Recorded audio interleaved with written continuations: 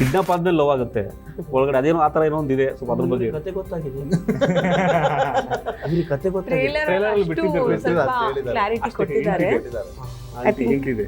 ಆ ಒಂದು ಹಿಂಟ್ ಇದೆ ಅಂಡ್ ನೀವು ಹೇಳಿದ್ ಕರೆಕ್ಟೇನೆ. Yes. ಆದ್ರೆ ಅದನ್ನ ಇನ್ನೂ ಇನ್ ಡೆಪ್ತ್ ನಿಮ್ಗೆ ಅರ್ಥ ಆಗ್ಬೇಕಂದ್ರೆ ನೀವು ಸಿನಿಮಾ ನೋಡ್ಬೇಕು. Yes. ಬಟ್ ಅವರಿಗೆ ಇದು ಲವ್ ಸೆಟ್ ಮಾಡೋದು ನಾನು, ಓಕೆ ಅದು ಇಲ್ಲ, ಅದಕ್ಕೆ ನಾನು ಬಿಟ್ಕೊಟ್ಟು ಅದು ಎಕ್ಸ್ಕ್ಲೂಸಿವ್ ಅದಕ್ಕೆ ಕೊನೆಯಲ್ಲಿ ಅವರೇ ಮದ್ವೆ ಎಲ್ಲ ಮಾಡಿಸ್ತಾರೆ. ತುಂಬಾ ಇದೆ ನಮಗೆ ಅದ್ರದ್ದು ಇಲ್ಲ ಅಂದ್ರೆ ಸಿನಿಮಾನೇ ಇಲ್ಲ. ನಮ್ ಫಿಲ್ಮ್ ಅಲ್ಲಿ ಮದ್ವೆನೇ ಇಲ್ಲ. ಹೌದಾ? ಅಲ್ಲ ಅವ್ರು ಹೇಳೋ ಪ್ರಕಾರ ಸಿನಿಮಾದಲ್ಲಿ ಮಜಾ ಏನಂದ್ರೆ ಟ್ವಿಸ್ಟ್ ಏನ್ ಗೊತ್ತಾ ಸರ್, ಅವನು ನಾನು ಇವ್ರನ್ನೆಲ್ಲ ಕಿಡ್ನಾಪ್ ಮಾಡಿದೀನಿ ಅಂತ ಅನ್ಕೊಂಡಿಲ್ಲ, ಬಟ್ ಅವನೇ ಕಿಡ್ನಾಪ್ ಆಗಿರ್ತಾನೆ. ಇದು ಟ್ವಿಸ್ಟ್, ಇದು ಟ್ವಿಸ್ಟ್, ಇದು ಎಕ್ಸ್ಕ್ಲೂಸಿವ್ ಇದರಲ್ಲಿ ಯಾರು ಯಾರನ್ನ ಕಿಡ್ನಾಪ್ ಮಾಡಿದ್ದಾರೆ ಅಂತಾನೆ ಗೊತ್ತಾಗಿರಲ್ಲ. ನಂಗೆ ಅರ್ಥ ಆಯ್ತು. ಇದು ತುಂಬಾ ಇವಾಗ ಮೊದಲನೇದು ಅವ್ನು ಅನ್ಕೊಂಡಿರ್ತಾನೆ ಅವ್ನು ನಮ್ಮನ್ನ ಕಿಡ್ನಾಪ್ ಮಾಡ್ತಿದ್ದಾನೆ. ನಾನು ಹಂಗೆ ಅನ್ಕೊಂಡಿದ್ದೆ. ಶೂಟಿಂಗ್ ಮತ್ತೆ ಎಂಡ್ ಕ್ಲೈಮ್ಯಾಕ್ಸ್ ಬಂದಾಗ ಗೊತ್ತಾದ ನನ್ನ ಬೇರೆಯವ್ರಿಗೆ ಏನಾಗ್ತಾ ಇದೆ ಗೊತ್ತಾ, ನಾವು ಥ್ರಿಲ್ಲರ್ ಇಂದ ಕಾಮಿಡಿಗೆ ಹೋಗ್ತಾ ಇದೀವಿ. ಎಸ್ ಅನೂಪ್ ಸರ್, ಸಿನಿಮಾದಲ್ಲಿ ಇನ್ನೊಂದು ಮೇಜರ್ ಪಾರ್ಟ್ ಏನು ಅಂತಂದ್ರೆ ಮ್ಯೂಸಿಕ್ ತುಂಬಾ ಪಾಯಿಂಟ್ ಆಗುತ್ತೆ. ಹೌದು, ಜನಗಳನ್ನ ಅಟ್ರಾಕ್ಟ್ ಮಾಡೋದಾಗಿರ್ಬೋದು, ಬ್ಯಾಕ್ಗ್ರೌಂಡ್ ಮ್ಯೂಸಿಕ್ ಆಗಿರ್ಬೋದು, ಮತ್ತೆ ಒಂದಷ್ಟು ಏನೋ ಸಿಚುವೇಶನ್ ತಕ್ಕಂತೆ ಬೇಕಾಗುತ್ತೆ. ಸೊ ಮ್ಯೂಸಿಕ್ ಎಷ್ಟು ವರ್ಕ್ ಆಗಿದೆ ಅನ್ನೋದು ಈ ಮೂವಿನಲ್ಲಿ. ಮ್ಯೂಸಿಕ್ ಅದೇ ಇದನ್ನ ನಮ್ಮ ಸ್ಯಾಂಡಿ ಸರ್ ಮ್ಯೂಸಿಕ್ ಹೇಳ್ತಾ ಇದ್ರು. It is basically a musical thriller film. ಇದು ಮ್ಯೂಸಿಕ್ ತುಂಬಾ ಚೆನ್ನಾಗಿ ಕೊಟ್ಟಿದ್ದಾರೆ. ಇಡೀ ಸಿನಿಮಾಗೆ BGM ಆಗಲಿ, ಆಮೇಲೆ ರೀ ರೆಕಾರ್ಡಿಂಗ್ ತುಂಬ ಚೆನ್ನಾಗಿ ಮಾಡಿದ್ದಾರೆ. ಆಮೇಲೆ ಸಾಂಗ್ಸು ಎರಡು ಬ್ಯೂಟಿಫುಲ್ ಸಾಂಗ್ಸ್ ಇದೆ, 2 ಫೀಮೇಲ್ ವರ್ಷನ್ ಸಾಂಗ್ಸು ತುಂಬ ಚೆನ್ನಾಗಿ ಕೊಟ್ಟಿದ್ದಾರೆ. ರೊಮ್ಯಾಂಟಿಕ್ ಸಾಂಗ್ನ ಅದು ಅವ್ರು ಕ್ರಿಯೇಟ್ ಮಾಡಿರೋ ಬೀಟೇ ತುಂಬ ಅಟ್ರಾಕ್ಟಿವ್ ಆಗಿದೆ.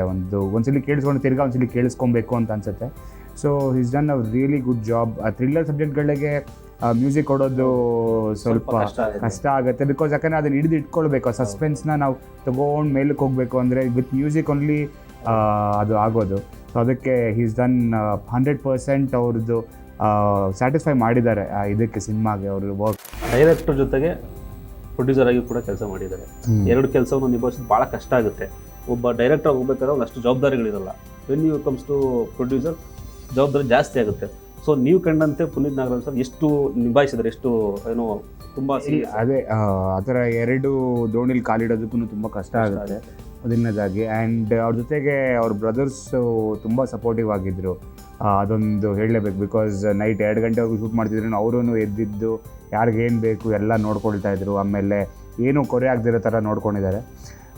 ಆಬ್ವಿಯಸ್ಲಿ ಡೈರೆಕ್ಷನ್ ಮಾಡೋವಾಗ ಅವ್ರು ಕಂಪ್ಲೀಟಾಗಿ ಡೈರೆಕ್ಷನ್ ಮೇಲೇ ಕಾನ್ಸಂಟ್ರೇಟ್ ಮಾಡಿದ್ರೆ ಸಿನಿಮಾಗೂ ಒಳ್ಳೆಯದು. ಸೊ ಡೈರೆಕ್ಷನ್ ಟೈಮಲ್ಲಿ ಅವರು ಬರೀ ಕ್ಯಾಮ್ರಾ ಅಲ್ಲಿ ಸೆಟ್ಟಲ್ಲಿ ಅವತ್ತು ಏನಿದೆ ಶಾರ್ಟ್ಸ್ ಅದನ್ನು ಮಾತ್ರ ಅವ್ರು ನೋಡ್ಕೊಳ್ಳೋರು. ಇನ್ನು ಮಿಕ್ಕಿದ್ದೇನಿದೆ ಸೆಟ್ಟಲ್ಲಿ ಅವ್ರ ಬ್ರದರ್ಸ್ ನೋಡ್ಕೊಳ್ಳೋರು. ಅದಾದಮೇಲೆ ಹೋಗಿ ಪ್ಲ್ಯಾನಿಂಗೆಲ್ಲ ಆಬ್ವಿಯಸ್ಲಿ ತಿರ್ಗಿ ಅವರೇ ಕೂತ್ಕೊಂಡು ನೆಕ್ಸ್ಟ್ ಡೇ ಏನು ಬೇಕು ಅದೆಲ್ಲ ಪ್ಲ್ಯಾನ್ ಮಾಡ್ಕೊಂಡು ಫುಲ್ ರೆಡಿಯಾಗಿ ಬರೋರು ನೆಕ್ಸ್ಟ್ ಡೇಗೆ. ನಾವು ಅಣ್ಣವ್ರು ಕಂಡಂಥ ಕುಟುಂಬದಿಂದ ಬಂದಿರೋರು, ಆದರೂ ಕೂಡ ನಿಮಗೆಲ್ಲೂ ಅಷ್ಟು ಈಸಿ ಆಗಲ್ಲ. ನೀವು ಒಂದಷ್ಟು ಎಫರ್ಟ್ ಹಾಕಿ ಒಂದಷ್ಟೆಲ್ಲ ಮಾಡ್ಕೊಂಡೇ ಬಂದಿದ್ದು. ಸೊ ಆ ಜರ್ನಿ ಬಗ್ಗೆ ನೆನೆಸ್ಕೊಳ್ಳೋದು, ಇವತ್ತು ಐಡೆಂಟಿಟಿ ರಿಲೀಸ್ ಆಗ್ತಾ ಇದೆ, ನೀವು ಕಂಡಂಥ ಕನಸು ಈಡೇರ್ತಾ ಇದೆ ಅಂದರೆ ನೀವು ಇಷ್ಟಪಟ್ಟಂಥ ಪಾತ್ರಗಳ ಮೂಲಕ. ಸೊ ಅದಷ್ಟು ಜರ್ನಿ ಇರುತ್ತೆ, ಅದಷ್ಟು ಜರ್ನಿ ಅಷ್ಟು ಈಸಿ ಅಲ್ಲ. ರಾಜ್ಕುಮಾರ್ ಅಣ್ಣವ್ರವ್ರ ಮಗಳು ಅಂತ ಹೇಳಿ ಎಲ್ಲನೂ ಈಸಿಯಾಗಿ ಸಿಗೋದಿಲ್ಲ. ಸೊ ನಿಮ್ಮ ಆ ಜರ್ನಿ ಬಗ್ಗೆ ಹೇಳೋದಾದ್ರೆ ಅದು ಯಾರಿಗೂ ಗೊತ್ತಿಲ್ಲ, ಎಲ್ಲರೂ ಈಸಿಯಾಗಿ ಸಿಕ್ಬಿಟ್ಟಿದೆ ಅಂತ ಅನ್ಕೊಂತಾರೆ. ಬಟ್ ಅದು ಹಾಗಾಗಲ್ಲ. ಅಂದರೆ I am very grateful, very blessed. ನಾನು ಈ ಥರ ಒಂದು ಫ್ಯಾಮಿಲಿ ಹುಟ್ಟಿದ್ದೀನಿ, ನನಗೆ ಈ ಥರ ಒಂದು ಆಪರ್ಚುನಿಟಿ ಸಿಗುತ್ತೆ ಅಂದರೆ ನನಗೆ ಅದೇ ಒಂದು ದೊಡ್ಡ ಹೆಮ್ಮೆಯಾದ ವಿಚಾರ. ಆದರೆ ನಾನು ಕಷ್ಟಪಡಬೇಕಾಗಿತ್ತು. ಯಾಕಂದರೆ ನಾನು ಡಾಕ್ಟರ್ ರಾಜ್ಕುಮಾರ್ ಅವ್ರ ಮೊಮ್ಮಗಳು ಅಂತ ಜನ ಬಂದು ನನ್ನ ಸಿನಿಮಾ ನೋಡ್ಬೋದು, ಆದರೆ ನನ್ನ ಪರ್ಫಾರ್ಮೆನ್ಸ್ ಇಷ್ಟಪಡಲ್ಲ. ನನ್ನ ಪರ್ಫಾರ್ಮೆನ್ಸ್ ಚೆನ್ನಾಗಿದ್ರೆ ಮಾತ್ರ ಅವ್ರು ಇಷ್ಟಪಡ್ತಾರೆ ಅಲ್ವಾ? ಸೊ ಆ ಪರ್ಫಾರ್ಮೆನ್ಸ್ ಚೆನ್ನಾಗಿರ್ಬೇಕಂದ್ರೆ ಅದಕ್ಕೆ ನಾನು ಶ್ರಮ ಪಡಬೇಕು. ನಾನು ಅದನ್ನು ನನ್ನ ಬ್ಲಡ್ಡಲ್ಲೇ ಬಂದ್ಬಿಟ್ಟಿದೆ, ನಾನು ಬಂದು ಆ್ಯಕ್ಟಿಂಗ್ ಮಾಡ್ತೀನಿ ಅಂತ ಹೇಳೋಕ್ಕಾಗಲ್ಲ.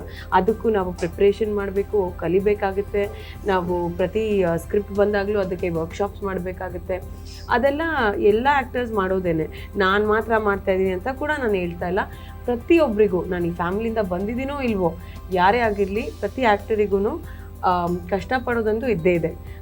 ಇಡೀ ಲೈಫ್ ಪೂರ್ತಿ ನಾವು ಕಷ್ಟಪಡ್ತಾ ಇರಬೇಕು, ಆಗಲೇ ನಮಗೆ ಅದರ ಫಲ ಸಿಗೋದು.